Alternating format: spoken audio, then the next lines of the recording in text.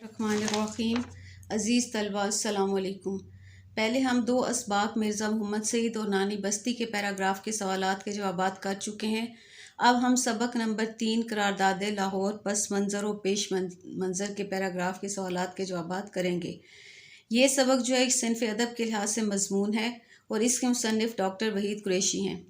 इस सबक में वो करारदाद लाहौर, जिसे करारदाद पाकिस्तान भी कहा जाता है, के पस मंज़र और पेश मंज़र के बारे में बताते हैं। मुमलिकत खुदादाद पाकिस्तान के योम आज़ादी 14 अगस्त 1947 से पहले के जो सियासी हालात का जो बुनियादी सिरा है वो 23 मार्च 1940 से मुंसलिक है।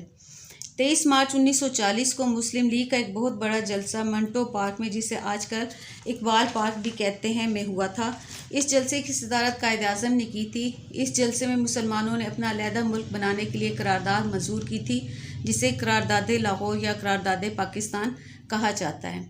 चलें इस सबक का पैराग्राफ पढ़ते हैं और इसके सवालात के जवाबात देखते हैं। अब इस सबक का जो पैराग्राफ है, हम अगले सफ़े पे ये जो इसका पैराग्राफ है इसको हम पढ़ेंगे और फिर इसके सवालात के जवाबात देखेंगे। ये पैराग्राफ है कि जलसे में कायद-ए-आज़म की वलवला अंगेज़ तकरीर, के फजलुल हक का करारदाद पेश करना, नवाब बहादुर यार की खताबत, मौलाना ज़फ़र अली ख़ान की शोला बयानी, खलीकुज़्ज़मां की आतिश नवाई, काजी ईसा और नवाब इस्माइल की तकरीरें, जज्बात का वो सैलाब था जिसमें हाज़रीन बार बार नारे लगाते और मुस्तकबिल के खुश आइन मंसूबों के लिए हाथ पाँव मारने का अज़्म करते। कई कई घंटे के मुसलसल इजलास में लोगों का तहम्मुल और इन्हमाक दीदनी था। रात गए तक जलसे चलते, लेकिन जो रौनक और जो वलवला यहाँ काम कर रहा था, ठीक 10 बरस पहले रावी के किनारे कांग्रेस के ऐलान आज़ादी ने अहले लाहौर को इस तरह मुतासिर नहीं किया था। तालिब इल्म रात गए जलसों में शरीक रहते, अपने महबूब लीडरों की तकरीरें सुनते और बिल आखिर ये अज़्म लेकर उठते कि बरे सग़ीर में मुसलमानों को अगर ज़िंदा रहना है तो उन्हें अब हिंदुओं की तरफ से मायूस हो जाना चाहिए। अपनी अक़दार के हवाले से अगर ज़िंदगी बसर करनी है तो अलग मुल्क का मुतालबा उनका आइनी हक़ है। इस एहसास ने 7 बरस की कलील मुद्दत में मुसलमानों को अपने ख्वाबों की ताबीर के लिए जद्दोजहद में मसरूफ़ रखा। शिमला कॉन्फ्रेंस, इलेक्शन, जलसे, जुलूस, ये सब लाहौर के मुकद्दर में थे, जिसमें जिंदा दलाने पंजाब ने तन मन की बाजी लगाई। 14 अगस्त 1947 की सुबह से कबल पंजाब पर कई क़यामतें गुजर चुकी थीं। जून का ऐलान, अंग्रेज़ों की वापसी का प्रोग्राम, बाउंड्री कमीशन का क़याम और इस तरह के दूसरे मसाइल ने नई मुमलिकत के ज़हूर में एक अहम किरदार अदा किया। लेकिन आज़ादी की ये सुबह खुशियों के पैगाम के अलावा गमों की दास्तानें भी लेकर आई। उन दिनों मैं लाहौर में था, यानी मुसन्निफ़ कह रहे हैं। गवर्नमेंट कॉलेज के यूनिवर्सिटी के दरवाजे के बाहर पुलिस की लारी को जलते हुए अपनी आंखों से देखा, बस को यानी।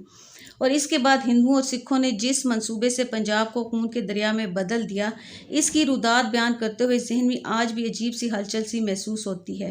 कॉलेज और दूसरे इदारे बंद हुए, आतिश जनी, कत्लो गारत रोज़ का मामूल हो गए और अक्सरियती सूबे में खुद मुसलमानों को अपने बचाव के लिए मुदाफ़ती हरबे इख्तियार करने पड़े।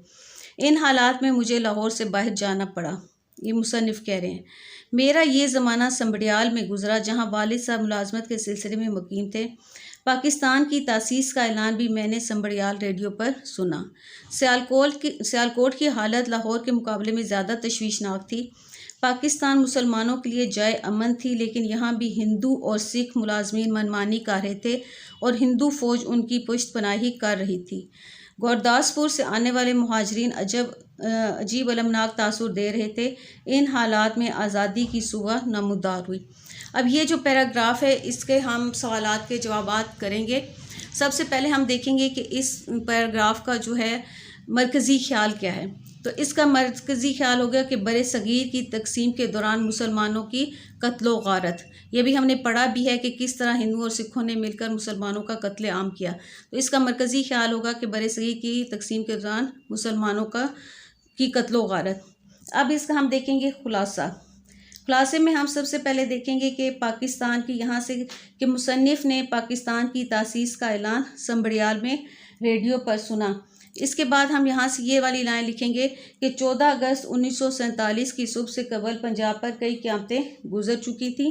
फिर हम लिखेंगे हिंदुओं और सिखों ने जिस मंसूबे से मुसलमानों का कत्ले आम शुरू किया था।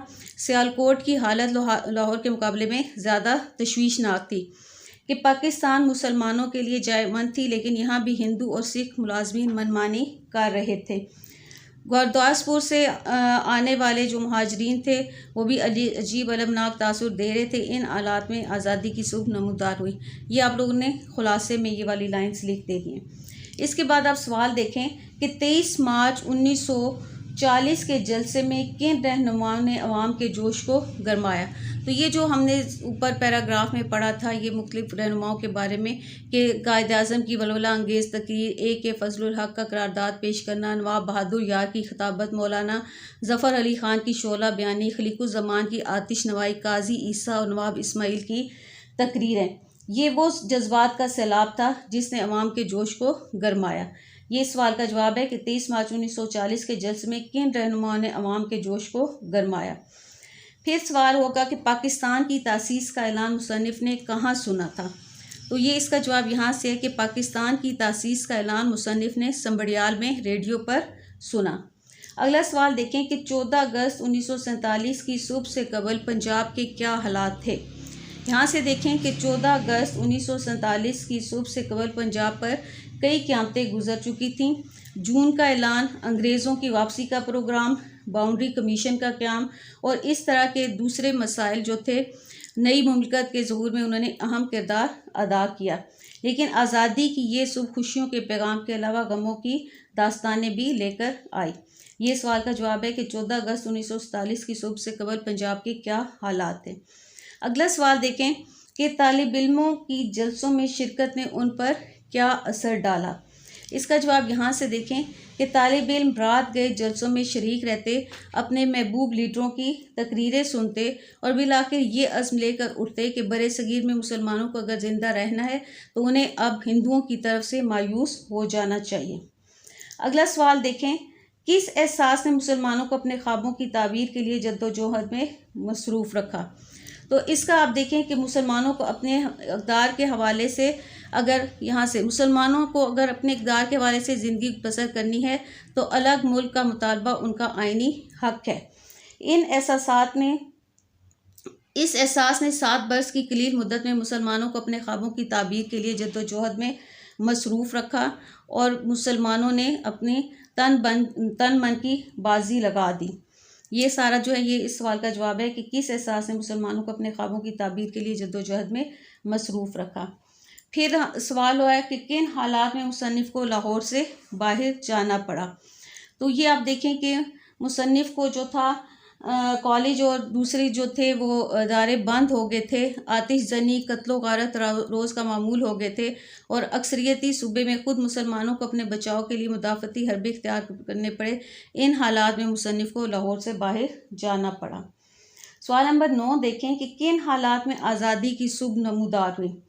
तो यहाँ से पहले अब ये वाला जो पहले भी हमने किया कि हिंदुओं और सिखों ने जिस तरीके से मुसलमानों का कत्ले आम शुरू किया, सियालकोट की जो हालत थी लाहौर के मुकाबले में ज़्यादा तशवीशनाक थी। पाकिस्तान मुसलमानों के लिए जाए अमन थी, लेकिन यहाँ भी हिंदू और सिख मुलाजमीन मनमानी कर रहे थे और हिंदू फ़ौज उनकी पुश्त पनाही कर रही थी।